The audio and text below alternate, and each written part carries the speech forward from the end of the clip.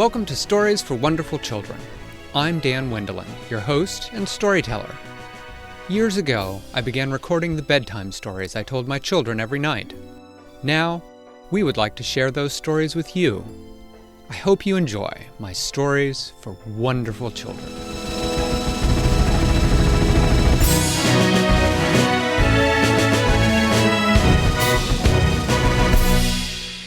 So, tonight, on my way home, I stopped as usual at the story vault. I had been thinking that what I really wanted to tell you all tonight was a Winella story. So I went in and I turned my car into that gate that no one else can see on the way home. And as I pulled my car up and I opened, the chief story fairy who works for me, Rebecca, yes, she came up and she said, "Well, hello." And I said, "Rebecca, tonight I think I want to tell the girls a Winella story. Maybe something with Flippity Gibbet in it, and probably Flip Flop. And, I don't know, maybe Frostbite, you think?"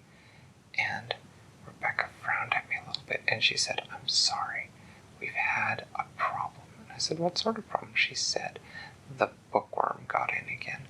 I said, "How did he get in again? I thought you all had kept a better eye out for him after he had eaten that story yesterday with Becca in it." And Rebecca sort of winced and she said, "We don't know how he snuck in, but he stole all the stories that had Winella in them." "What?" I said. "How could he steal all the stories with Winella in them? There must be hundreds of stories with Winella in them." And Rebecca shrugged. She said, "I don't know." And I said, "Well, that won't work. We've got to get those back." I said, "Did somebody actually see him steal them?" And Rebecca said, "No." And I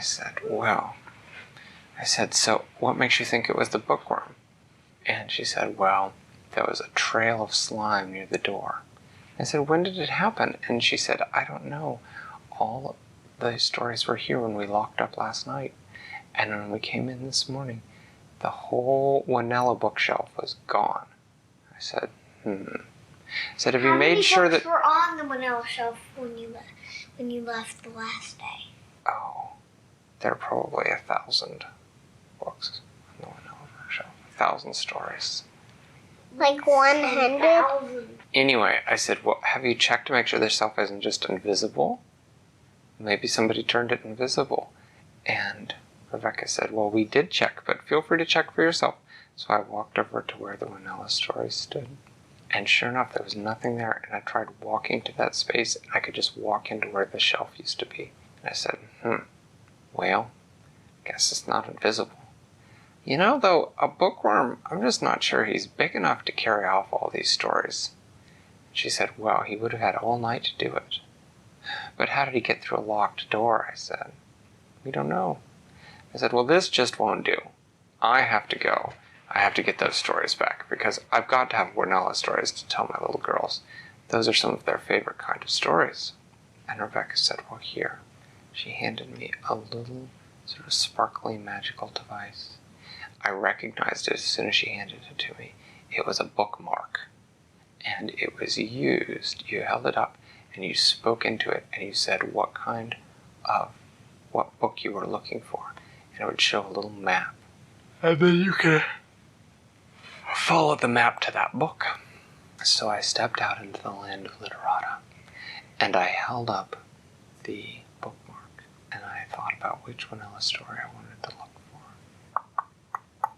And I held it up to my mouth and I said, "I want to find Winella and the Amazing Machine." And the bookmark sort of blinked for a minute, and then it blinked faster. It made sort of a humming noise, and then I could see a map. Literata is not a very big place. The map was how marked. big is it? Literata is about as big as our neighborhood. So anyway, the map was marked with a little blinking book symbol over at the edge in the shelf forests. Now, because there's always a need for new bookshelves in Literata as people make up new stories, they grow them, and they grow them in a big forest. And I thought, well, if I had swiped a lot of books, that is what I would use. So I began to walk to the bookshelf forest. And I walked for a few minutes. And as I walked, I was still thinking that there was something very odd about this. because although the bookworm liked to get stories, and he liked to eat them up because he thought they were delicious, he just wasn't big enough to carry off a whole bookshelf full of Winella stories. Those are heavy stories. But I had seen the trail of slime near the door, so I walked on. As I was walking onto the bookshelf forest, I saw the bookworm. He was slithering along, and so I started to run towards him, and I yelled, "Hey, come back here!" And he looked back, and he went twice as fast, and he went around another book vault, and when I got around the corner, I couldn't see him. He'd clearly gone into a hole, but I didn't know where the hole was. Mostly I wanted to go to wherever that book was, the Winella and the Amazing Machine, so that I could get it back before he ate it. So I walked into the bookshelf forest.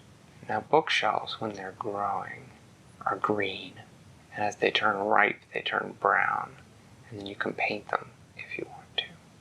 So I was walking through this bookshelf forest, and the bookshelves were, some of them, the small ones, were just as high as my ankle, but the really big ones that were full grown were higher than my head. And some of them were starting to turn brown and only had a little bit of green left. And as I walked through, I was walking along and noticed a particularly brown bookshelf, and I was walking past it when suddenly, out of the corner of my eye, I saw it move. And I thought, well, that's odd. And so I turned around and I walked back towards it, and as I got closer, I was sure I could see it moving. And then it definitely moved. It started to scuttle away from me. It went from one side to the other, sort of rocking back and forth. You would not have thought something as big and wooden as a bookshelf could move that fast, but it kind of went bump, bump, bump, bump, bump, bump, bump, bump, bump, bump, bump, bump, and it was out of sight. That's funny. It was off among the other bookshelves. And now this was very odd. I had never seen a bookshelf move before, and I had definitely never seen a bookshelf run away from me.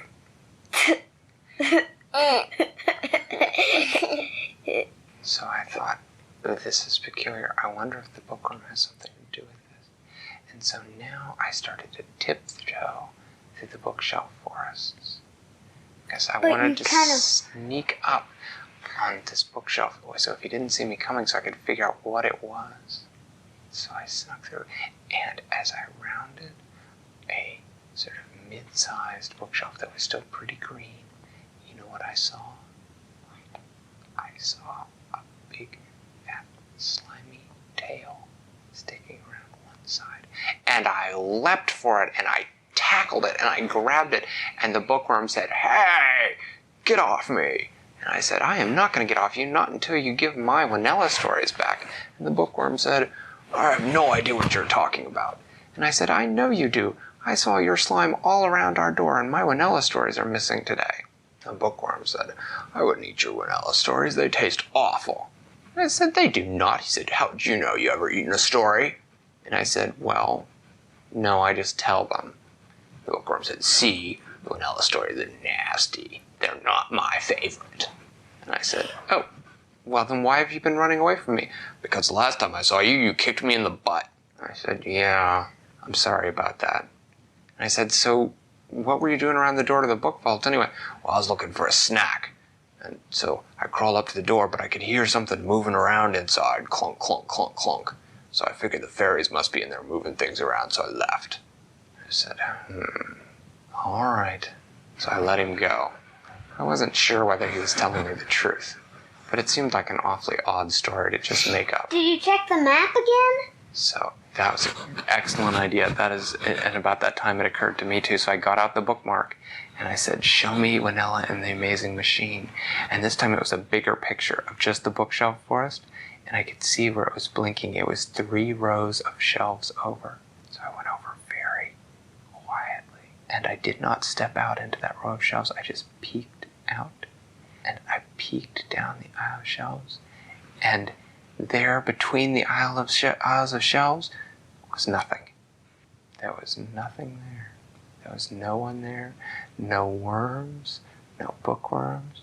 But as I looked more closely, I saw something that I had never seen before in the bookshelf forest. And that was a bookshelf with books on it. The bookshelf forest is for new bookshelves that don't have any books yet. And as I snuck several cases closer, I could see that bookshelf, the books on that bookshelf were not just any books.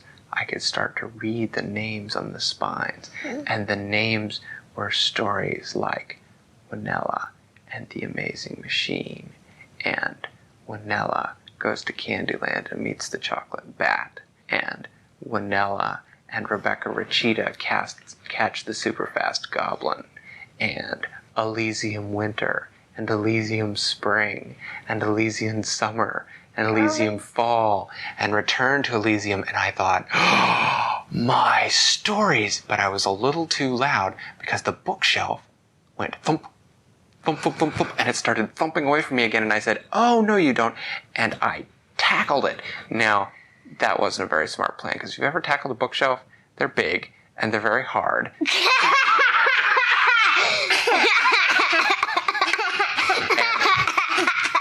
And it doesn't do you a lot of good to tackle them. So there I was with my arms wrapped around this bookshelf, and it was just thumping along with me trying to hold on to it, and I wasn't even slowing it down. And I said, hey, stop it, what are you doing? You've got all my Winella books. I want my stories back. Go back to the book vault, you bad bookshelf. And the bookshelf went thump, thump, thump, thump, thump, thump, and it was just ignoring me. And so I reached around and I grabbed the Winella and the Amazing Machine book, and the bookshelf stopped. And I said, this is my story. Now, you're a perfectly good bookshelf, although I have no idea why you're walking around. And I will let you hold my Winella stories, which are my very best, most favorite stories, but you have to behave. You have to go back to the book vault, and you have to go back to the place where you're supposed to be, and you can't go gallivanting around anymore in the bookshelf forest. And if you do, you have to leave the stories in the book vault. Do you understand? And the bookshelf went thump. And I said, all right, let's go. And I walked back to my book vault with the bookshelf thump, thump, thump, thump, thumping behind me.